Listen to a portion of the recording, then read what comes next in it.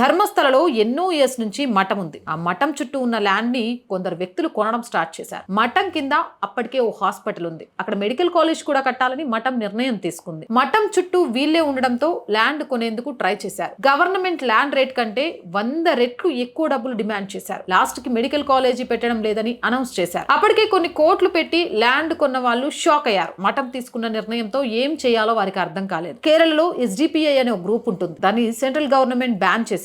వాళ్ళు కేరళ నుంచి మెల్లగా కర్ణాటకకి ఎక్స్పాండ్ అయ్యారు. ఇంతకు ముందు కర్ణాటకలో జరిగిన హిజాబ్ ఇష్యూ వెనుక కూడా ఈ SDPI బ్యాచ్ ఉంది. దీంతో పాటు టిప్పు సుల్తాన్ యానివర్సరీ చేయాలని డిమాండ్ చేసింది వీళ్ళే. ధర్మస్థలకి చాలా మంది జైనులు వస్తారు. వారి లాస్ట్ రైట్స్ చేసే వ్యక్తి ఈ ముసుగు వ్యక్తి. పంచాయతీ అఫీషియల్ గా డెత్ సర్టిఫికేట్ ఇచ్చిన డెడ్ బాడీలను మాత్రమే ఆయన అక్కడ కాల్చుతాడు.